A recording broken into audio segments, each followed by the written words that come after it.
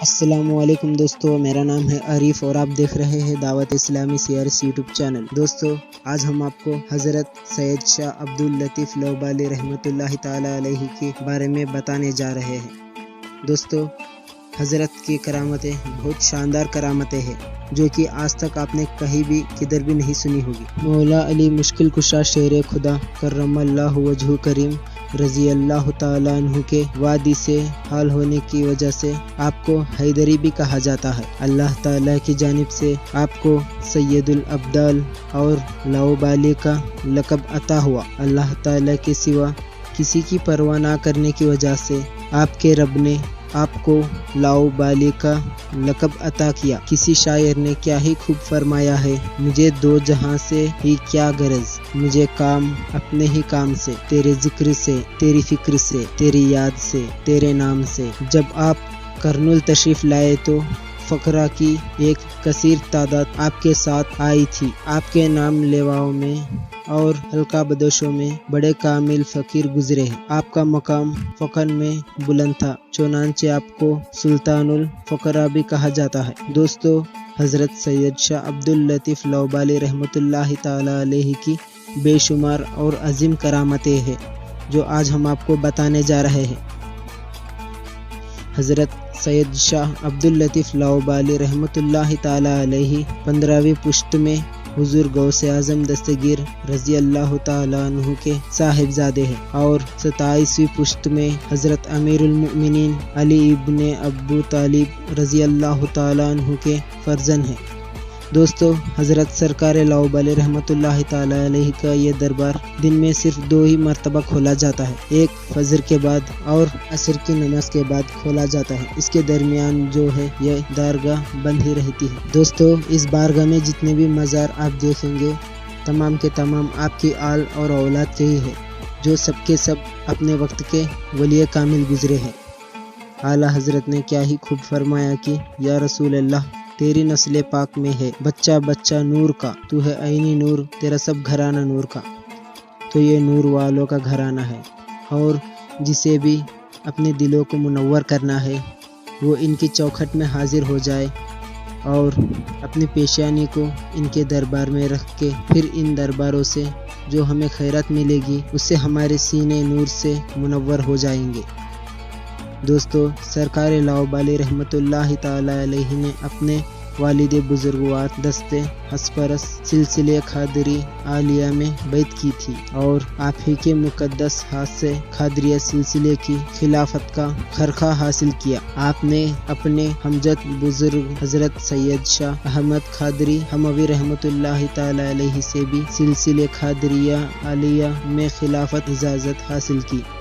دوستو، اپنے ملک سے آپ نے ہجرت فرمائی اور کئی مصیبتیں اور مصیبتیں جھیلتے ہوئے آپ کرنول پہنچے اور یہاں پر آپ دین کی تبلیغ شروع کر دی۔ آپ سے پہلے بھی کئی اولیاء اکرام نے یہاں پر دین کی تبلیغ فرمائی تھی، جیسے کہ روزہ درگاہ کے بزرگ حضرت اسحاق ثناء اللہ قادری رحمۃ اللہ تعالی علیہ نے بھی یہاں پر جہم دین کی تبلیغ فرمائی تھی۔ ان کے علاوہ اور بھی بزرگوں نے یہاں پر دین کی تبلیغ فرمائی تھی، اور یہ کرنول وہ جگہ ہے جسے 52 اولیاء کا مٹ کہا جاتا ہے، اور انہی 52 اولیاء اکرام میں سے حضرت سرکار لاؤبالی بھی ہے۔ سبا قادریہ کی جو 7 بڑے بزرگ ہیں، ان 7 بڑے بزرگوں میں سے ایک نام حضرت سید عبداللطیف لوبالی رحمۃ اللہ تعالی علیہ کا بھی ہے۔ کرنول میں ایک مرتبہ وجے نگر کی حکومت کا آخری گورنر راجہ گوپال حکمران تھا۔ اس کی اکلوتی بیٹی کو سانپ نے ڈس لیا تھا، جس کی وجہ سے اس کی موت ہو گئی تھی۔ پہلے حنوط کے طریقے کے مطابق بازوؤں کے ساتھ جنازہ لے جایا جا رہا تھا۔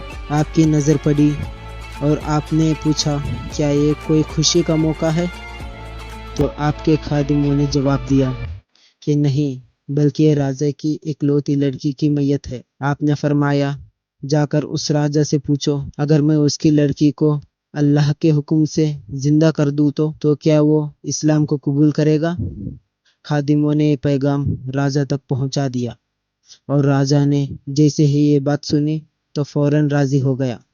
جب میت سامنے لائی گئی تو آپ نے ایک مینکش لکھا اور ایک پرندے کی گردن میں باندھ کر اس کو اڑا دیا۔ کچھ دیر میں طرح طرح کے سانپ نمودار ہونے لگے۔ مسجد کا جو صحن تھا سانپوں سے بھر گیا تھا۔ لوگ پریشان ہونے لگے سانپوں کو دیکھ کر، تو آپ نے ان سب کو اطمینان دلایا کہ سانپ کسی کو نقصان نہیں پہنچائیں گے۔ آخر ایک کالے سانپ سوار ہو کر ایک سفید سانپ نمودار ہوا، جس کی آنکھیں بجلی کی طرح چمک رہی تھی، اور وہ سانپ سانپوں کا بادشاہ تھا۔ وہ سانپ بھی حاضر ہوا جس نے لڑکی کو ڈسا تھا۔ آپ نے اسے حکم دیا کہ زہر واپس چوس لو، تو سانپ زہر واپس چوس کر خود مر گیا اور وہ لڑکی زندہ ہو گئی۔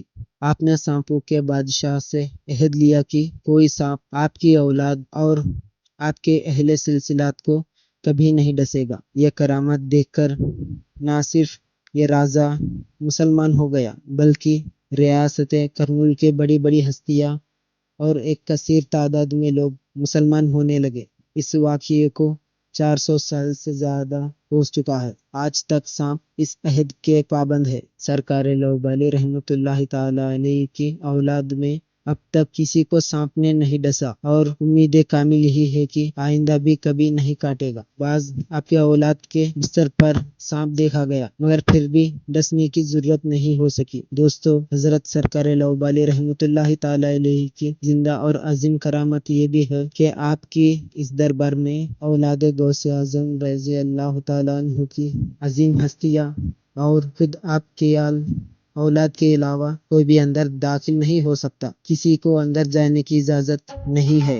اگر کوئی بے ادب بغیر اجازت کے اندر چلا جاتا ہے تو ان کے ساتھ ہوتا کیا ہے، وہ آپ اس واقعے سے اندازہ لگا سکتے ہیں۔ صاحب کتاب یعنی جس کتاب کے حوالے سے ہم اس تمام واقعے کو آپ کو بیان کر رہے ہیں، اس کتاب کا نام ہے تذکرہ سرکار لوبالی رحمۃ اللہ تعالی علیہ، اور اس کے مصنف ہے ڈاکٹر سید شاہ ہاشم عارف پاشا قادری حیدری۔ آپ فرماتے ہیں کہ آپ کے دادا حضرت قبلہ رحمۃ اللہ تعالی علیہ نے بیان کیا کہ ایک دفعہ آپ کے بچپن میں کسی سخت بیعت کے پٹھان نے سرکار لوبالی رحمۃ اللہ تعالی علیہ کی حجر مبارک میں اندر داخل ہونے کی اجازت طلب کی، تو اس کو منع کر دیا گیا اور اجازت نہیں دی گئی تو بہت غصے میں آ گیا، زبردستی بغیر اجازت کے اندر داخل ہوا، اور تھوڑی ہی دیر بعد جب وہ باہر نکلا تو اتنی ہی دیر میں اس پر ظلم کے آثار پیدا ہو گئے تھے اور وہ پاگل ہو چکا تھا۔ یہ واقعہ دادا صاحب قبلہ کے بچپن کا ہے، اور سچ ہے، کسی نے کیا ہی خوب فرمایا کہ با ادب با نصیب اور بے ادب بے نصیب۔ دوستو، حضرت سید شاہ عبداللطیف لوبالی رحمۃ اللہ تعالی علیہ کی بے شمار کرامتیں ہیں جو اس مختصر سے ویڈیو میں ہم آپ کو بتا رہے ہیں۔ دوستو، اگر ہماری یہ ویڈیو آپ کو پسند آئی تو لائک کیجئے، شیئر کیجئے اور سبسکرائب کیجئے، اور آپ کے دوستوں کے ساتھ ہمارے اس ویڈیو کو شیئر کیجئے۔ تو دوستو، ملتے ہیں اگلی ویڈیو پر، جب تک السلام علیکم۔